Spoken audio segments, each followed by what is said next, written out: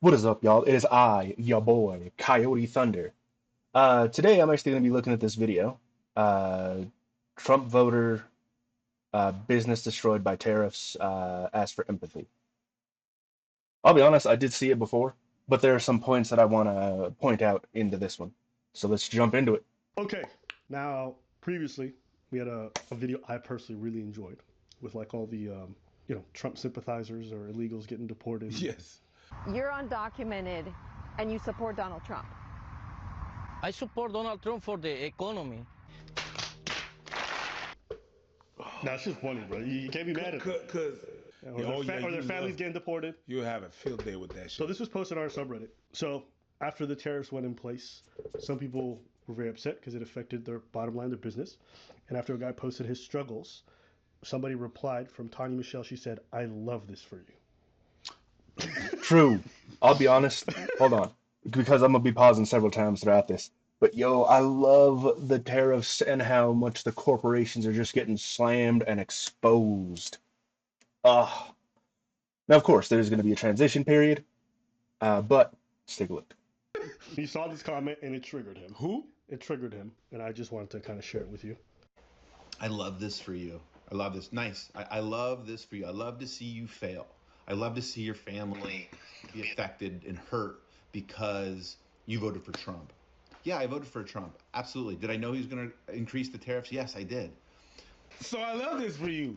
You got what you wanted, though. Yeah, 100%. I am down for the You, increase in tariffs. because you wanted it so badly. You got it, But you and I love this for and you. the weird thing is that you admit that you knew he was Gonna do that Gonna do because that. he said he was 'Cause gonna he do it. said he was And gonna do do it. it right at the beginning. Yes. And then people told you what was gonna happen, And you said, nah. "No, I want this." Yes. So So I Mhm. love it this for for you. you. I agree. Yes. Don't you love it for him? I love it for you that you agree that. I love it I for love his it. family I love too. it for everybody. And I hope his family It's loves great. it for themselves now that they're Yes. suffering. But that's what he wanted. I love it when people get what they ask for. I mean, you ask for something. Oh yeah. 100%. Like I do that. I go to the drive-thru.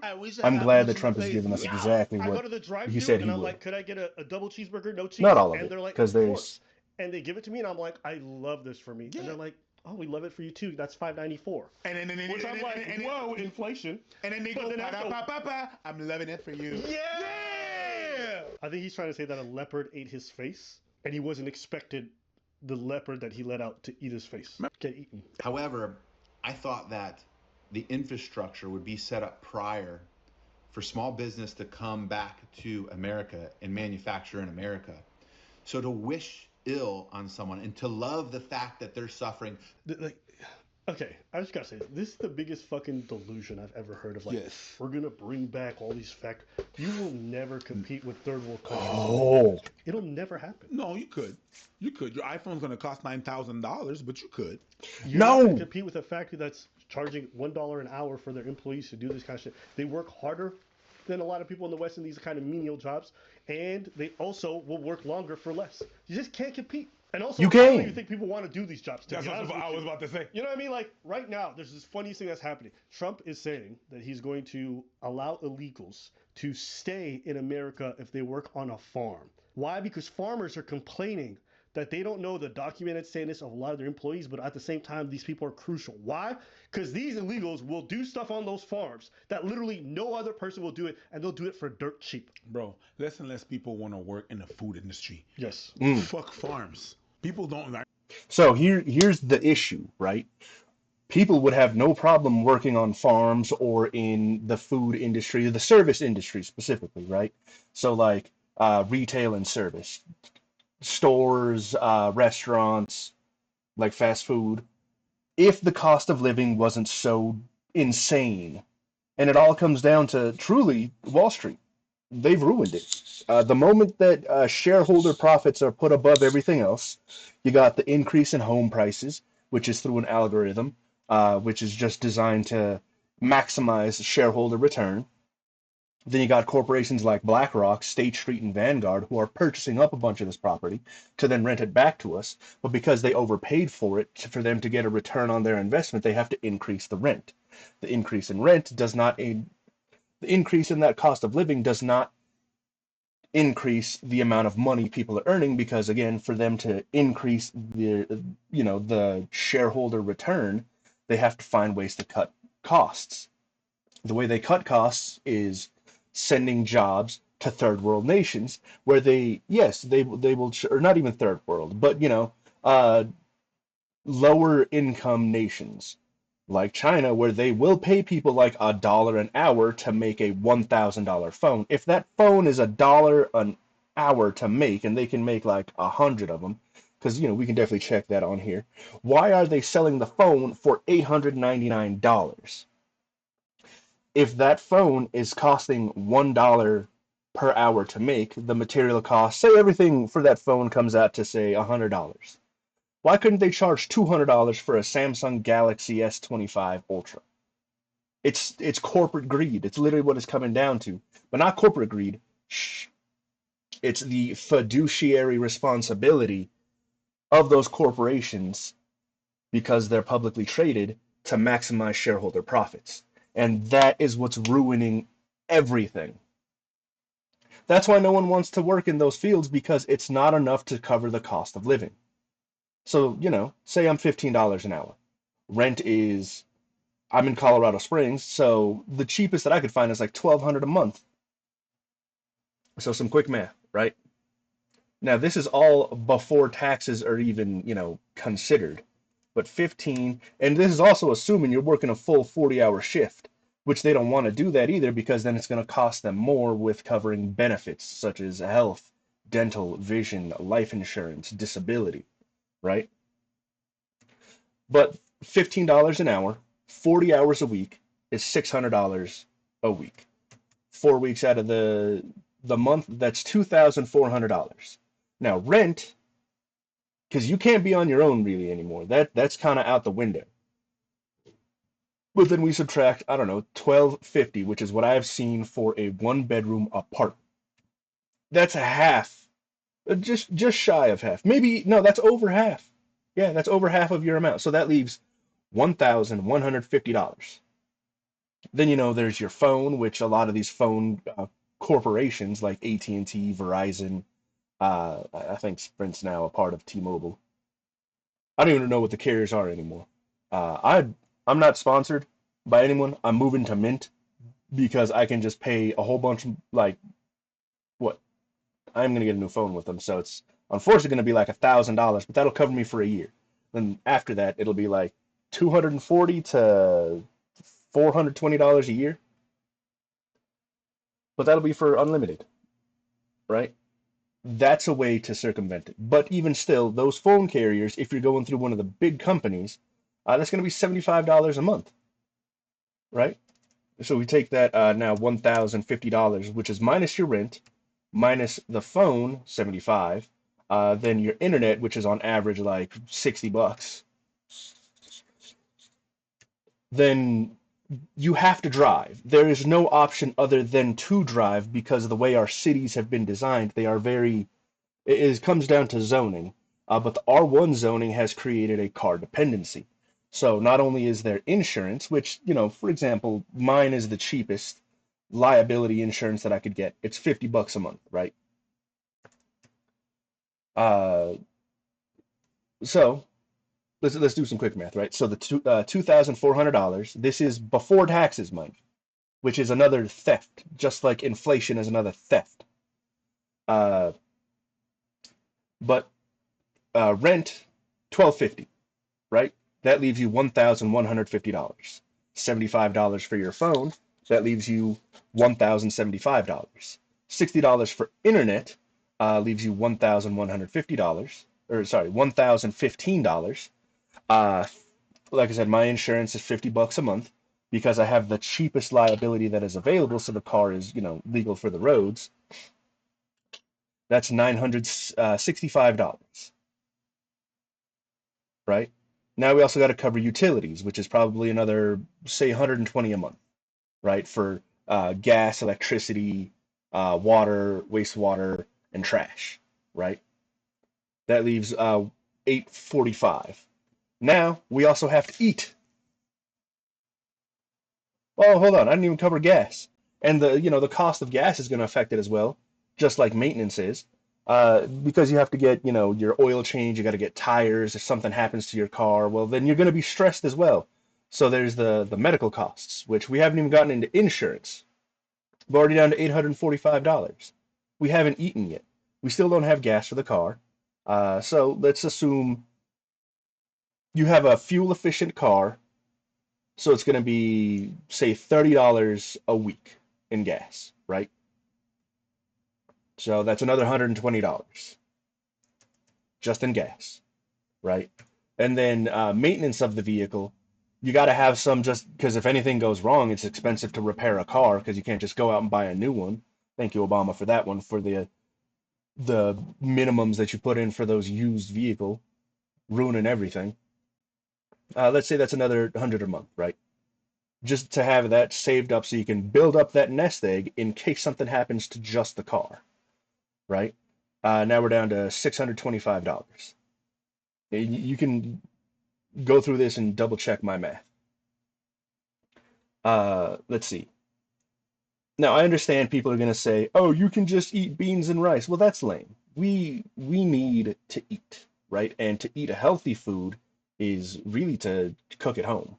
And I will say this, I believe beef to be the healthiest food. So beef, eggs, fruits, and grains. You need it all, right? That's for balance. And I would say you want to have, for whatever grains and vegetables you have, like say you have a pound of rice, a half pound of rice, half pound of vegetables, you want to go 1 pound of beef, of meat, of protein.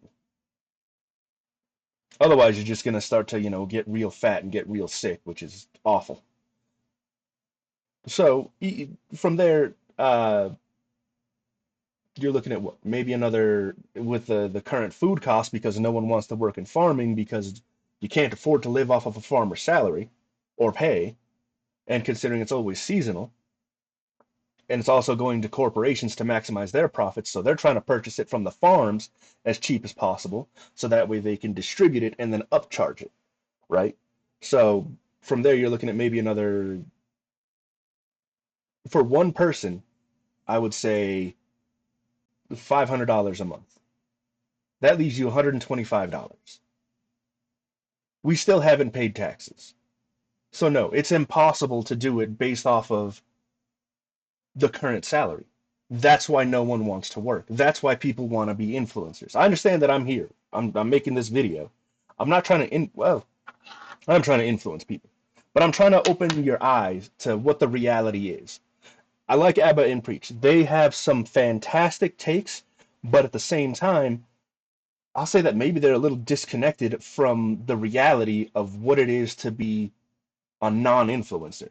What the perils and the costs would be. If you're working fast food, you have to have a roommate. There has to be multiple income. I've been rambling for a moment, so let's continue the video. I think there's something else I They're want to talk not gonna about. work, do hard labor and farm work. They're not gonna do that. It's True. already hard to have service in a fucking drive-through. Yes. But they know it's crucial. So it's just like this whole pipe dream. And also, it takes a long time to build a factory, to build back industries like that. Not necessarily. You don't have to build full-on factories. Admittingly, for some things like phones, yeah, you need a factory. For cars, you need a factory.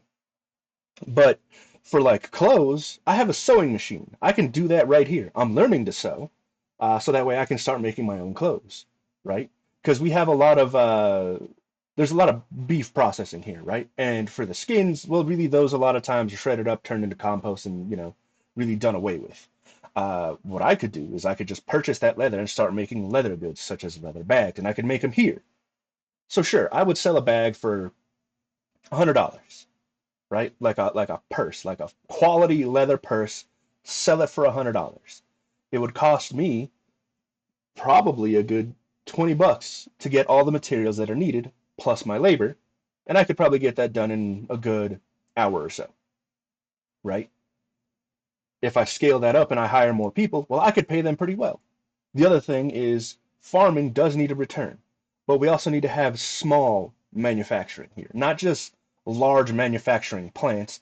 We need to have small scale manufacturing, which those machines, It's quick and easy to set up, but we also need to adjust the zoning laws.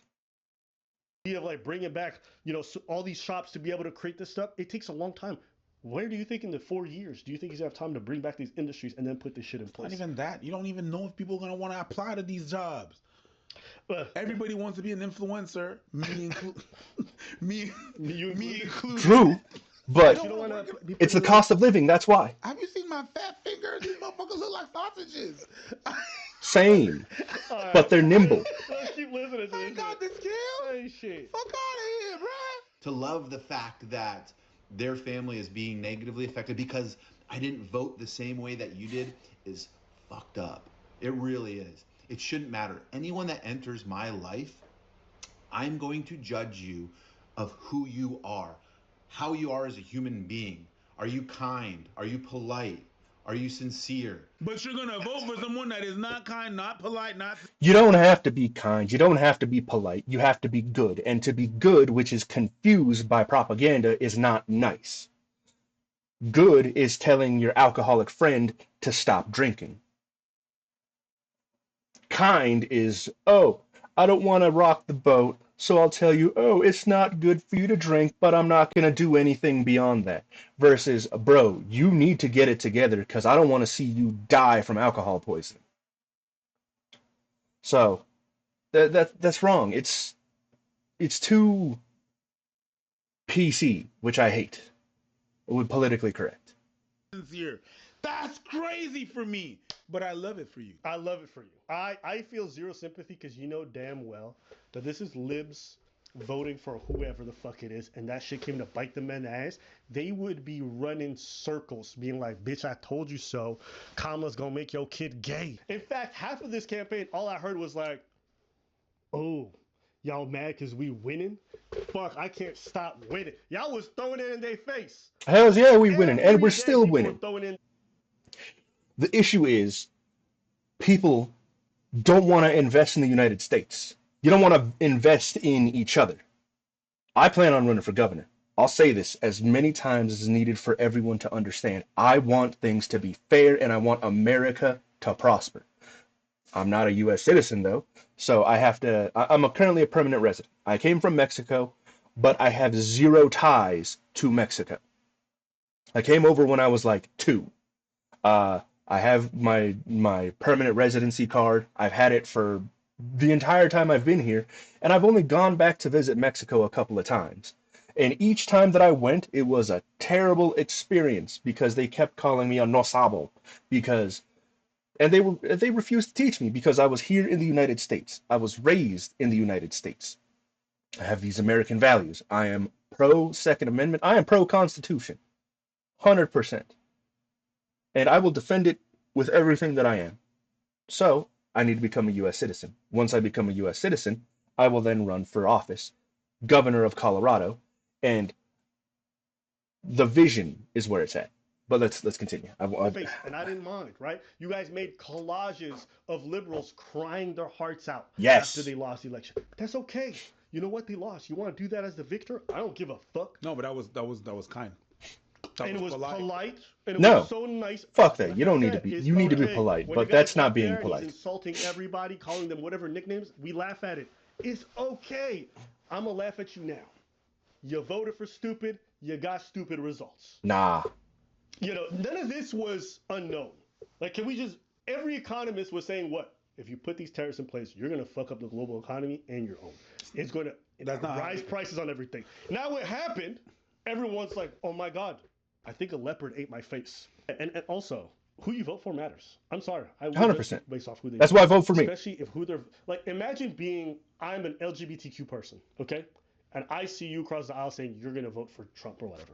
Yeah, I'm going to judge you for it. Why? Because you have somebody who's trying to infringe on a lot of my liberties. If I'm a woman who's pro-choice and you're my good friend and you tell me you're voting for Trump, I'm going to look at you differently because it affects my liberties. Absolutely. The idea you don't judge people for who they vote for is insane. But does that mean I'm going to say you're a horrible, worse? No, but I'm going to judge you. It's inevitable. Who you vote for, where you choose to spend a lot of your money, the things that you donate to, all of these reflect on you. And to pretend like it doesn't, you guys spend all this time judging people based off who they associate. Anyone takes a picture with Epstein, you're like, oh, look at this fucking pedophile lover. But then you don't think who you vote for consciously doesn't reflect on you? Oh, 100%. It That's does. how I judge you, not who you voted for. I've got far left-leaning friends. I got far right-leaning friends. It doesn't matter to me. I like you based on who you are. But to see someone hurt and their business fail and their family be affected because they didn't vote. Poor planning on your end, dude. No. I don't like the way you're framing this. They're not. They're not happy because they're not happy, but they're not. I'm happy. Wait, they're not. They're not happy because you didn't vote the same way they voted. Mm-hmm.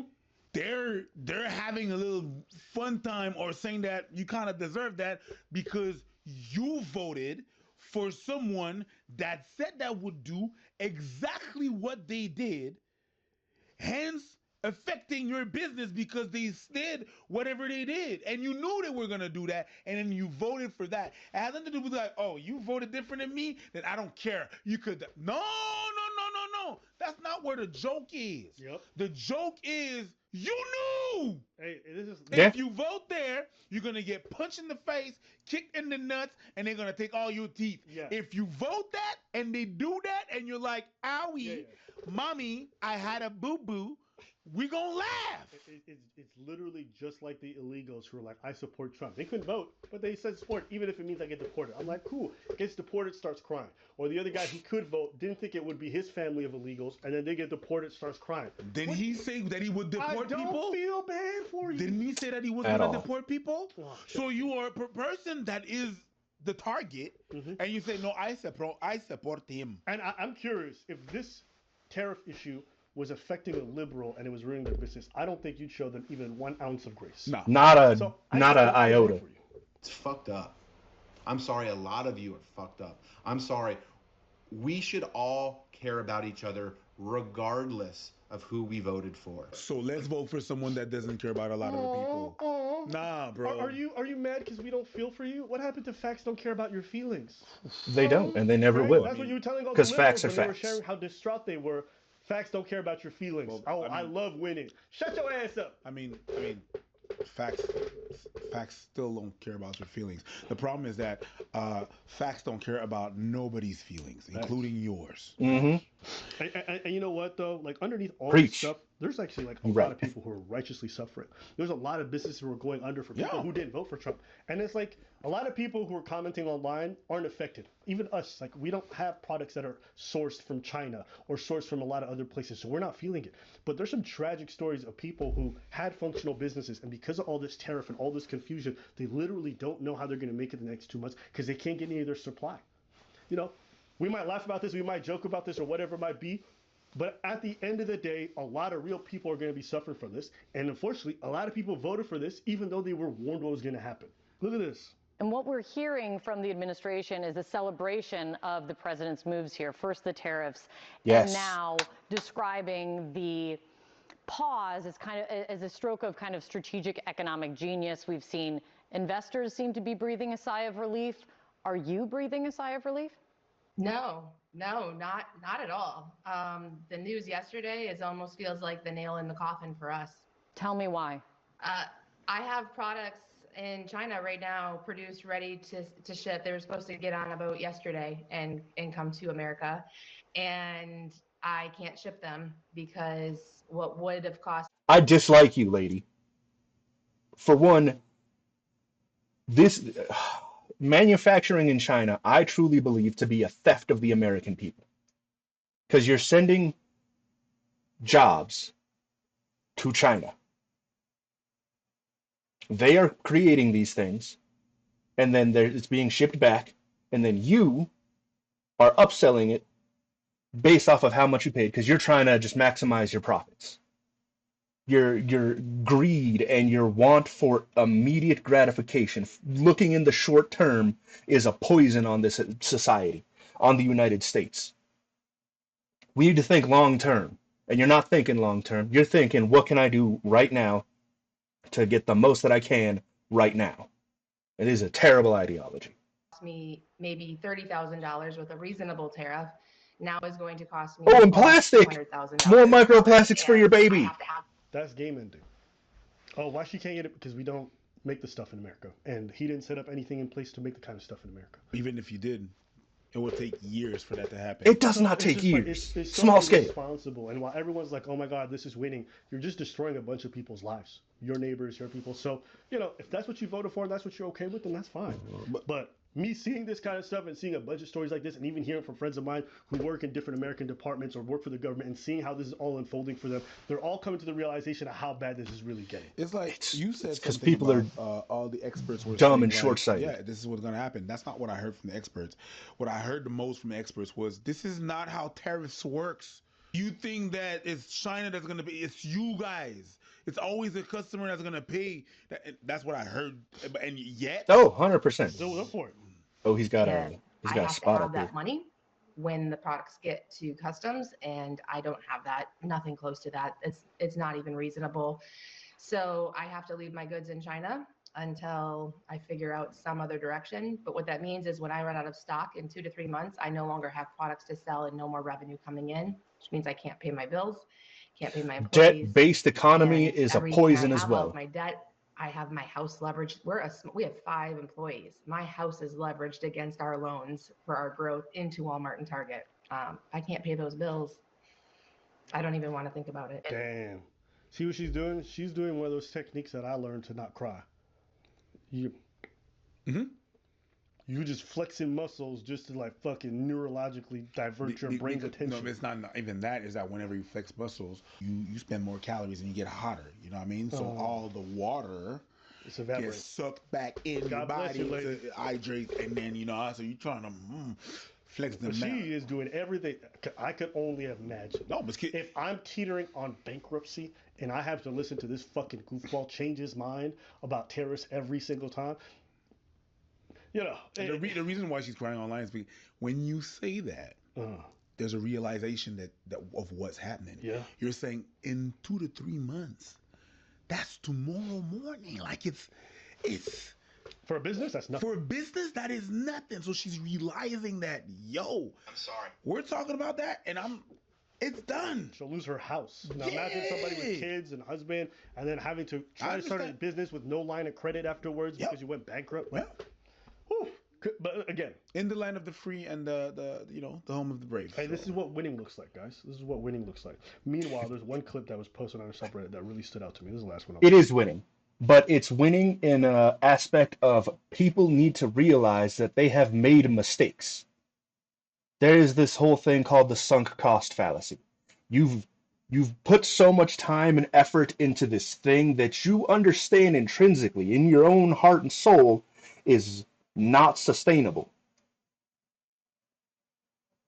But because you put so much time and effort into this quick return, now that it's been flipped, well, let's see if I can figure out a better way to say this. Why didn't she make this stuff here? Why doesn't she have like the prototyping ability to do it here? If she did, she could continue making the stuff. Like, because it's all plastic and silicone. If she had the molds herself, sure, it might take her longer to make the stuff, but she could make it here. Then at that point, okay, the plastic and all that stuff coming from China, whatever, that's going to have the increased cost, but it's her labor that goes into it. Currently, she's just marketing. That's not even the right way to say it either. Damn. I'm going to need to edit this up a little bit. Because it is winning. This is 100% a win. But people need to realize they have made mistakes. And those mistakes were globalization. This has prevented the United States from being fully self-sustainable. We have multiple biomes, from temperate to subtropical. We can do all this here. But the laws, they're not in place. Shout out to our subreddit, man. They be posting some good things. They be posting a lot of things. This is Charles Schwab. It's not just a company, it's actually an individual. And he made $2.5 billion today, and he made $900 million. So him and his buddies are all bragging about the fact that just before he made the announcement that tariffs were going to be paused, they bought a bunch of stock. So one of them made $900 million, and the other one made $2.5 billion. and they're just openly laughing. See, these people can afford to laugh. Yeah. This is why I always tell y'all, I don't care who gets elected at the end of the day, because me, as somebody in my tax bracket, we gonna be straight. Most of the times, these kinds of people always benefit us.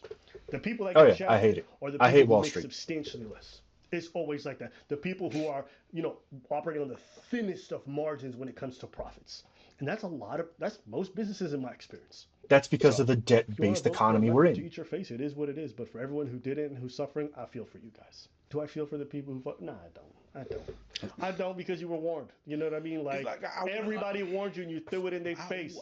Trump supporters were obnoxious this whole election I cycle. like the way you said that. I like the way you said they were obnoxious. Oh, they was DMing me. Oh, we winning so much. Are you winning now, stupid? Oh, we winning. Okay, all right then. It's cool. The thing is that I would feel for them. I would feel for them a lot more if Trump did a complete 180. Yeah. If he did a 180, He lied? it's like, oops, he did that thing, and then everybody's caught by surprise. I'd be like, yeah, shit, he fucked you over. But now, No, he's doing what he said he'd I do. gotta give it to him. He did exactly what he said he was about to do. I mean, And I listen, applaud him ain't for it. complaining. Up here, a liberal's probably going to win the election because of it. No. The liberals were in the fucking toilet. Maybe it's, Okay, hold up. Here's what's not debatable. Maybe they won't win, but right now it's close. Before, it wasn't even a question. no, not even a question. Before, the conservatives were supposed to win. Now, because of this whole terror situation, everything's flipped on its head. And it's very likely, based off polls right now, that the liberals going to win. So, I got nothing else. You got something else? No. All right, let us know what you guys think in the comments below. Did you guys enjoy that guy crying at the beginning? I did. You think it's gonna get bad before it gets worse? So I think it's going to get worse before it gets... No. Do you think it's gonna get bad? Like, yeah, it's gonna get worse before it gets worse. Yes. Yeah, that's the question. Yeah. Yeah. Okay.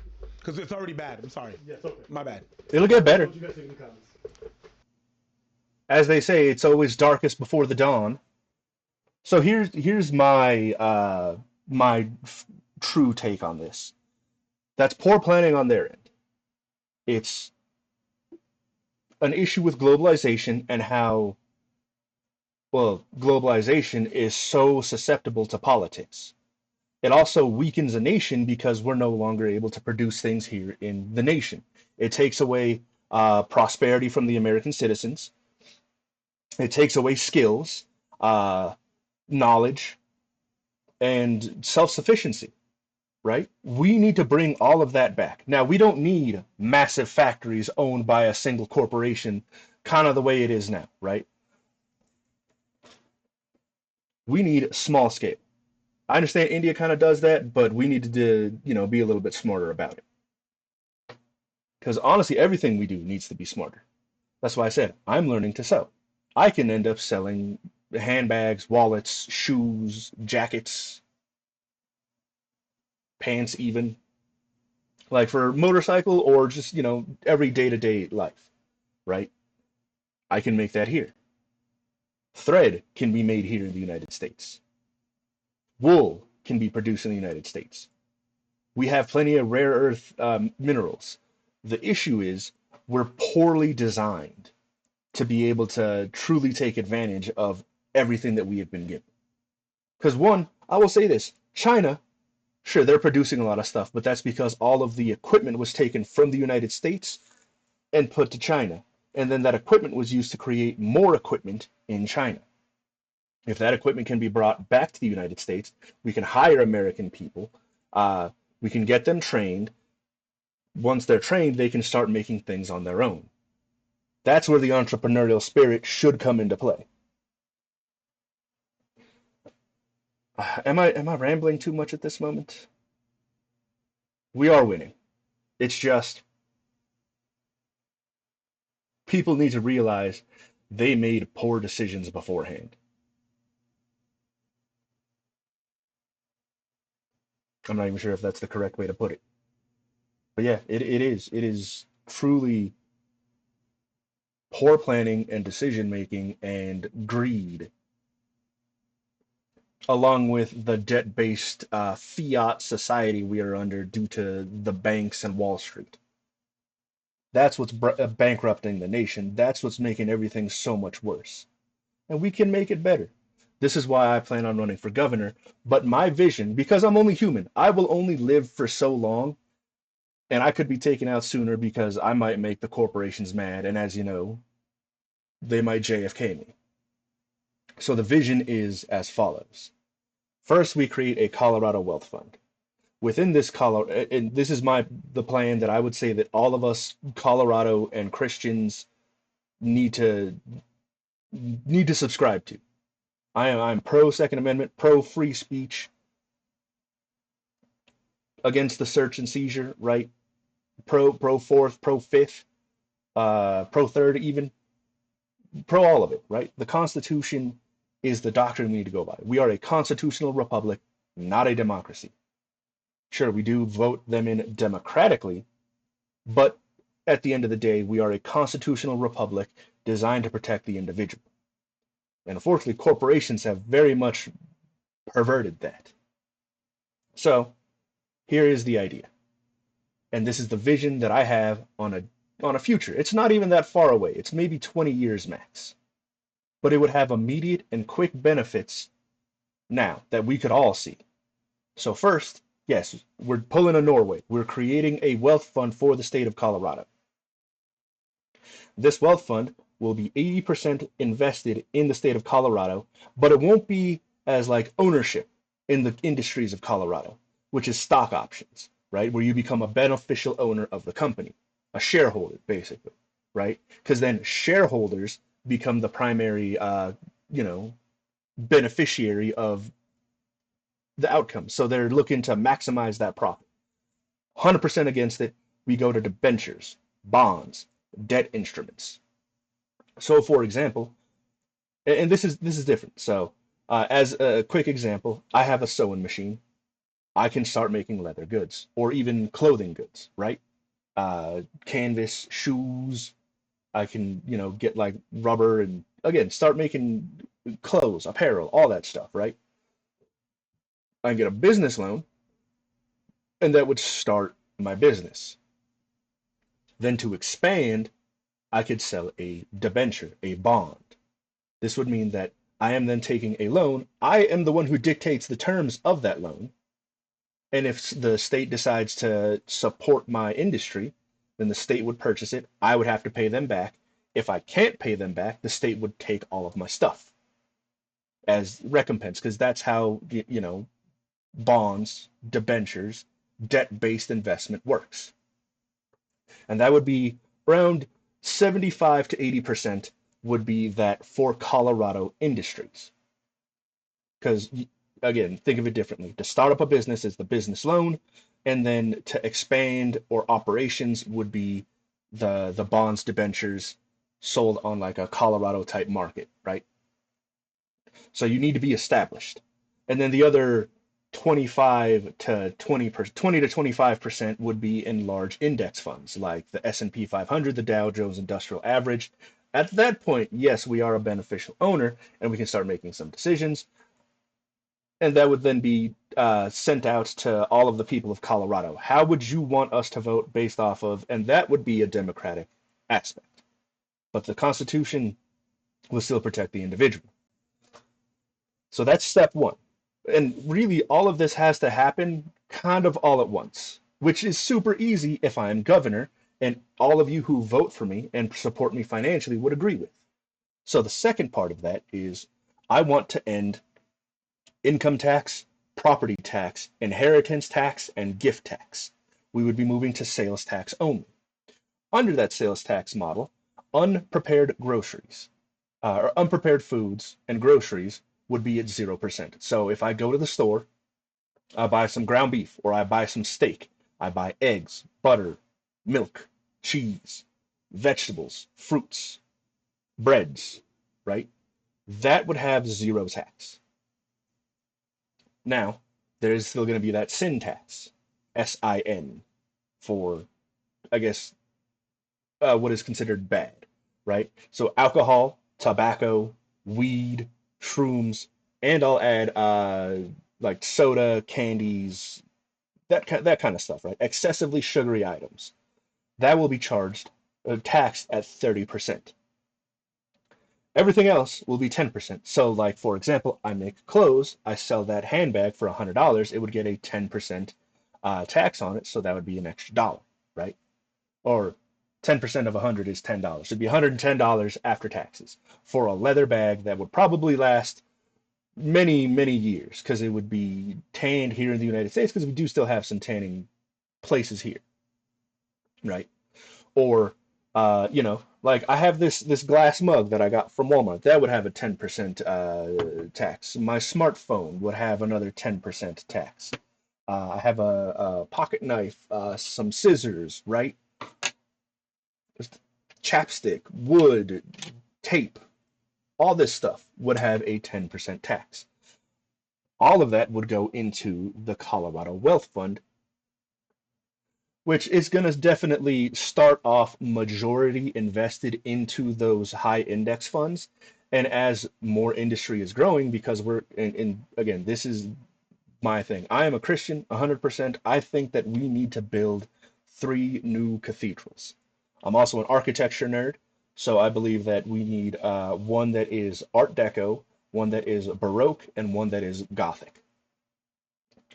If I remember correctly, Baroque is like the Roman, domes, columns, things like that. That's Baroque. Art Deco is like the early 1920s USA with geometric shapes and patterns, kind of like out of The Great Gatsby, right?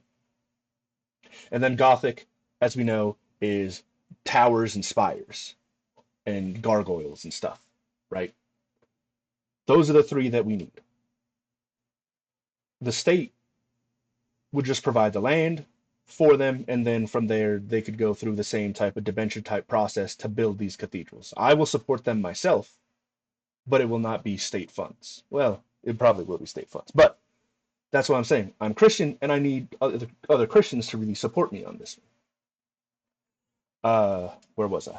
So the Colorado Wealth Fund, the tax reform. Oh yeah. So like I said, it's going to be starting off mainly in those big index funds, and then as we provide no interest, well, it will be a one-time interest on those loans. So, for example, as a new business, if I take out a $50,000 loan, there would be a 10% interest put onto there. So let me just do some quick math because we have it here. That would be a $55,000 total repayment. There would be no annual percentage yield or return or whatever it is, right? It would just be one-time thing. And that would be the same for really, I would say, everything that we would do. No perpetual usury type interest. It would be a one-time, upfront, added on interest.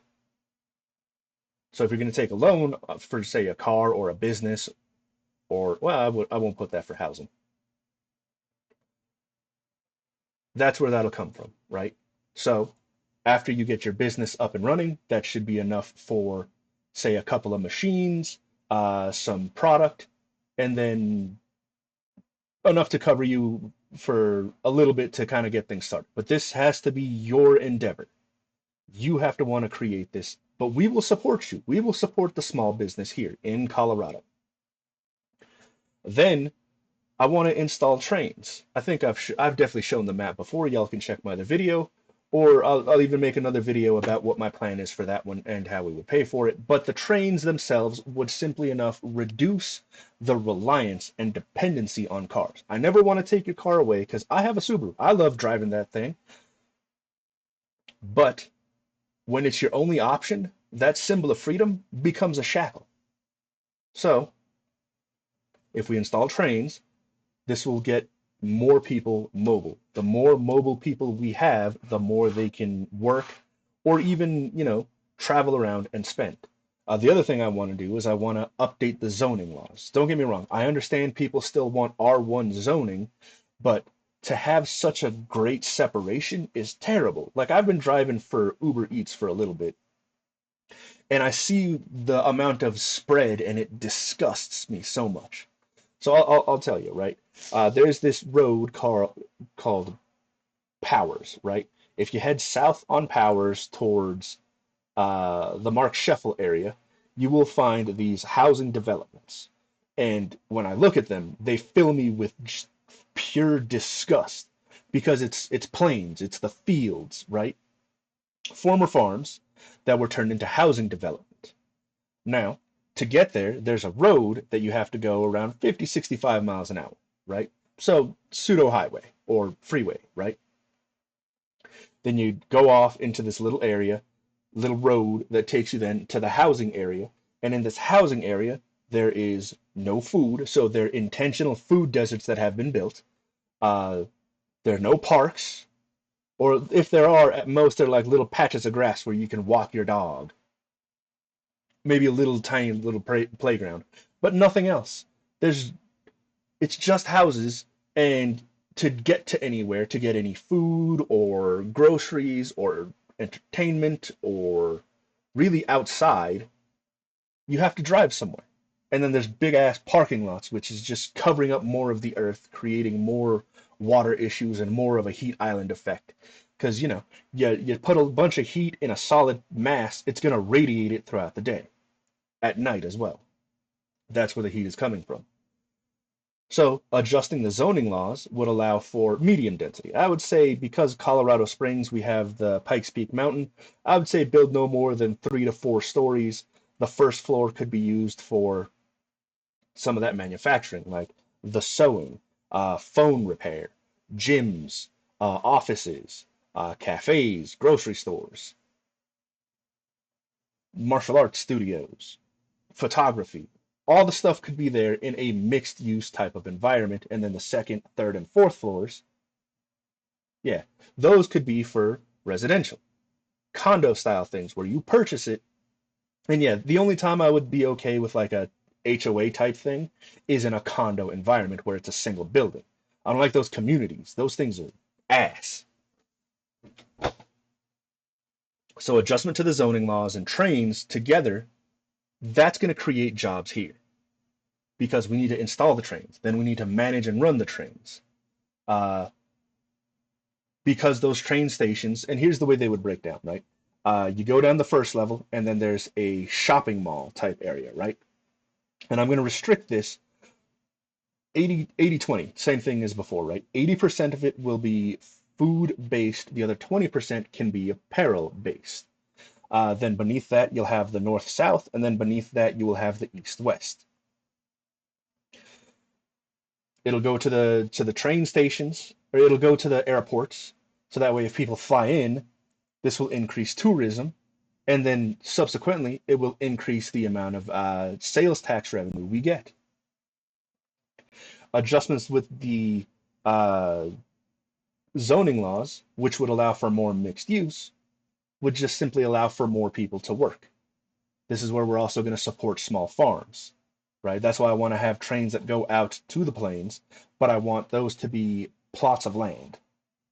And those plots, I would say ranging from, because people still might want to live further away from the city, but it'll be between 1 to 10 acres, right? And then you can use that for farming purposes or even just to live, right? But I would say if you want like 5 or 10 acres, we would support small hobby farmers to start growing more food. And this food would subsequently be sold in the city, which could be transported via the train. And to pay for that real quick, it would be what is called a double barrel bond. This is based off of the expected revenue that the train would generate. Because I'm also going to try and keep it cheap, right? Because the cheaper it is, the more people will want to use it, and the more destinations it goes to, the better it'll be. The whole train one will be a separate video because it's going to be more in depth, right? So, train zoning. Now, I want to really fix the schooling issue and move away from the Rockefeller standard type model to more of a statewide Montessori model. Something that creates entrepreneurs, something that creates problem solvers, those who can think and create and lead, but also at the same time, those who understand that filling a role doesn't always mean being a leader, because not everyone can be a leader. That's again the 80-20, I would say. But if you can fill a role and be the best at that role, able to solve problems within that role, you might not lead the company, but you are so integral to it, you command value. That's what we need to create. We need to create value in our people in Colorado.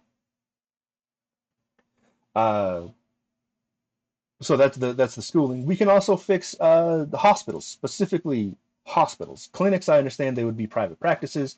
They can charge whatever, but hospitals should function as a nonprofit, and we should be able to work backwards from there. So we know how much surgeries, uh, what is it, checkups, lab works, MRIs, all of that. We know how much it costs for the machine. We know how people could be trained to use those machines, and then we could bring that cost down to where the hospital can pay for, of course, its doctors, its utilities, its support staff. Like they need to be clean, so the janitors, nurses, the cooks, maintenance people, and to be able to handle upgrades and repairs. We can absolutely figure that out. And that would bring the cost down. And for to do that, I would also have those hospitals required to have all services, all prices readily and easily accessible. So that way, oh, here's how much it's going to cost for like a night at the hospital, so you can plan ahead. Oh, people are saying you can't plan for an emergency. You absolutely can plan for an emergency. Like with preppers, right? They have canned food in case of things going down, or solar panels. They prepare beforehand. If you know the prices beforehand, you can be like, all right, I want to go to this hospital because I know these prices. Inflation is also a lie. We don't need inflation. Things don't need to increase. This would definitely get me, taken out. But I believe that we should return to the gold standard. That'll be a whole separate issue, right? Now, finally, this is probably the part that is going to be considered the most difficult to sell, right? Because people's own intrinsic greed is going to want to fight against this. But the basic idea behind it, and this is the protections that we will put in place, is to limit the wealthy from over-owning. Now, to do so, like I said, we're getting rid of the income tax, property tax, and all that. So once you buy a house, it's yours. And the way it breaks down is that if you are a U.S. citizen and a primary Colorado resident, this means 9 months out of the year you are in the state of Colorado, you have the right to purchase 4 properties, I would say up to 30 acres of land. Now that there are going to be limitations behind there. So properties in this case would be single-family homes, duplexes, triplexes, or fourplexes, right? Anything that is 5 or more would be considered an apartment. Now, 4 properties, 30 acres of land, and 1 apartment building per natural person, right? Because we would prevent corporations from owning anything. An entity, a non-living thing, cannot own that property, right? So as a quick example, right? And that's the other part. We're going to price cap it as well, because there's no reason for the cost of a home to increase as far as it has based off of the materials that were used to make it. Because as long as the foundation is good, you can recycle the majority of the wood, and probably not the drywall, but the wood, the wiring, lights, insulation, even appliances, cabinetry, bathroom fixtures, right? So much of this can be recycled and can be used to build a new home on top of that foundation. So we need to go based off of the cost of goods, specifically like wood, drywall, paint, screws, nails. I also want to move away from asphalt shingles because that just creates more pollution. I prefer metal, steel roofs, which honestly I might start that as like a business of mine, but that's regardless of the point, right? But as a Colorado citizen, that is your limitation. Now, what this would do is it would prevent, say, BlackRock from owning so much property. It would prevent Bill Gates or China from owning 200 plus odd acres of land in the state of Colorado. Admittingly, I understand there are some ranches and farms that do have a lot. So we have something else behind that. But this would mean that more people can own. Now, because these are the homes, the properties, you can get a no interest loan from the state. The way it would work is, say, a 3 bedroom, 2.5 bath house or townhome even would be $40,000, right? That would be a no interest loan. That no interest loan, we would give it to you for the home, and then you would have to pay it back. Now, here's what we're going to do as an incentive. We have the Colorado Wealth Fund. That 40,000 will be copied into the Colorado Wealth Fund. From there, dividends and interest would be reinvested into the Colorado Wealth Fund. Once you pay back that $40,000 loan, you then become a beneficiary, a beneficiary of that. You get a percentage of the investment amount of that 40,000. And you as the homeowner, it would go into an account under your name, which of course would remain invested because we have some other stuff going on, which we'll cover, right? So that 40,000 would be receiving interest and dividends. That would be reinvested. Once you pay it back as a single individual, you would get 25%, right? If you're married, you get an additional 15%. This brings you up to 40. And then for every child you have with the same partner, you get an additional 10% up to 4 children. That would be a total of 80% return that you would get. So for quick math, right, say $1,000, right? At 25%, this means you would get $250 every year into an account that would be reinvested into itself, and then you would get that amount when you either sell the home or at age 50 for retirement, tax-free. Now, of course, that same 1,000, but you're married, would be $400. Or say you have 4 children, which again is the max that we would cover. So even say you have 6, but say still, that would be $800 that you would get back based off of that 1,000, right? Now, when you end up passing away, because it is inevitable, but this would mean that you could then will that house to your children. They would get it, no taxes included.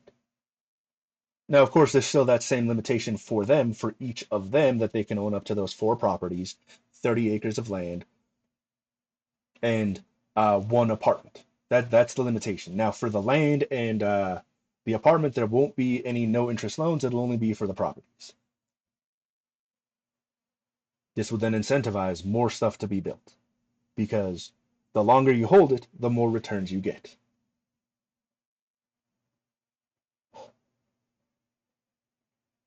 I think, yeah, that's probably going to be the most difficult, but there is an incentive behind it. You just need to understand that everything that I am stating is going to work together in harmony. Because I also want to have trains that go up to the ski resorts. Those ski resorts would go back to being mountain towns, right? So, because think of Switzerland, it's a very mountainous country in and of itself, and they're still able to get trains around. So we could learn from them. We could learn from Japan, which for them, I would say no central stations. Everything's just going to be passed through. So go from like the airport to the east to west is from the airport to the furthest end of Colorado Springs, which take you right to Manitou. It would just be straight across, bam, bam. There's no central station that all the trains come to, stop, and then return. Same with north-south. It would go from the furthest southern point, which is pretty close to the military base Fort Carson. Still not on Fort Carson, because it's like a mile and a half away from it. But this would give the young soldiers a chance to get off base, to then still explore the city. And it would go all the way to the north end of town, which would go by the Air Force Academy, and a little bit further north to like Briargate area. And that would allow the airmen, the students at the Air Force Academy, to also have access to the city. Admittingly, it's further away because from their stuff, but they could figure that out. right? Walk, take a bike, take a little moped, or even they could have bus service, right? Then there would be another train that goes from city to city. So it's like say Walsenburg, Pueblo, Colorado Springs, Larkspur, Denver, Fort Collins. And then another big train that goes east-west because Denver is the capital. So Grand Junction, underneath the mountain into Denver, out to like Lyman. I also truly believe that the other way the state would be able to make revenue basically is handling uh, utilities, right? We would take over energy generation. So we would take over the hydroelectric dams that are failing, those that are on the verge of failing. We would fix them and then start providing electricity that we generate. We would do the metering, the transportation. I also want to build nuclear reactors, specifically 3 of them, so that way we have some redundancy, spread out in kind of like a triangle, right? And all of this would take some time, yes. A lot of it would have immediate benefits because you could purchase the material needed to build a fourplex, right? Then you would own that fourplex and you could rent out the stuff. Now, you can, of course, choose how much you're going to charge for rent, but just be aware that this would mean Colorado residents could own, also 4 properties. Now, just kind of backtracking just a moment, because here's some other setup. If you are a U.S. citizen but a non-resident of the state of Colorado, you can own 1 property and up to 5 acres of land. If, like myself currently, you are a permanent resident of the United States and a resident of Colorado, same thing, 1 property up to 5 acres of land. If you are a non-citizen, non-resident, you're disallowed from owning. This would be the fairest method to ensure that the people of Colorado, the citizens of these United States of America, have a chance to prosper. Smaller manufacturing means that more manufacturing, smaller manufacturing, and more farms mean more people can produce. The more people that can produce, the more self-sufficient we can become. The other thing that I definitely am going to include is a right to repair.